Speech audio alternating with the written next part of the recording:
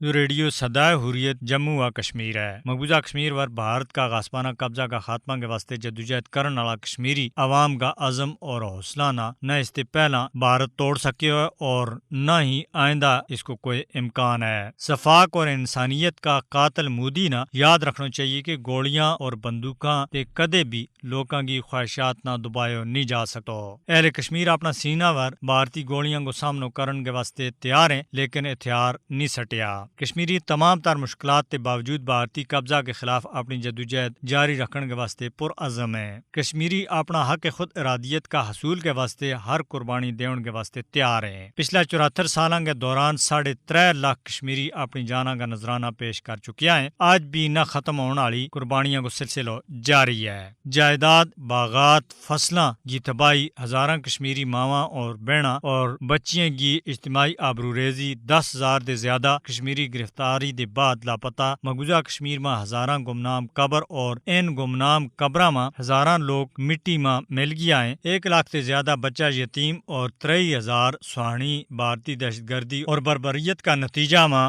بیوہ ہو چکی ہیں۔ فسطائی اور صفاق مودی کشمیری نوجوانوں کا ماورا عدالت قتل، غیر قانونی گرفتاری اور تشدد دے کشمیری عوام کی آزادی کا جذبہ نہ کسی بھی صورت میں شکست نہیں دے سکتو۔ کشمیری اپنا وطن نہ بھارتی چنگل دے آزاد کراؤن کی جدوجہد دے کسی بھی صورت میں پیچھے نہیں ہٹ سکتا۔ کشمیری عوام مودی نہ مقبوضہ کشمیر میں ہندوتوا کا ناپاک منصوبہ مسلط نہیں کرن دے سیں گا اور ہر صورت میں ان ناپاک منصوبہ نہ ناکام بنایا جائے گا۔ کشمیری عوام مقبوضہ کشمیر میں بی جے پی کی زیر قیادت ہندوتوا منصوبہ نہ شکست دیون کے واسطے کٹھا ہیں۔ وہ دن دور نہیں جد مقبوضہ کشمیر میں آزادی کو دین چڑھے گو۔ مودی والی بھارتی حکومت نہ مقبوضہ کشمیر میں اس کی صفاقانہ کاروائیاں دے روکن تے علاوہ پوچھو جانا چاہیے۔ مقبوضہ کشمیر میں بین الاقوامی قوانین کی بے رحمانہ خلاف ورزیاں ور بھارت نہ سزا دیتی جانی چاہیے۔ مودی کی ہندوتوا پالیسی عالمی برادری کے واسطے مجھ بڑو چیلنج ہے، لہذا عالمی برادری کی یہ ذمہ داری ہے کہ وہ نہ صرف مقبوضہ کشمیر بلکہ بھارت میں مسلمانوں اور دوجی اقلیتاں کے نال کیا جاؤن والا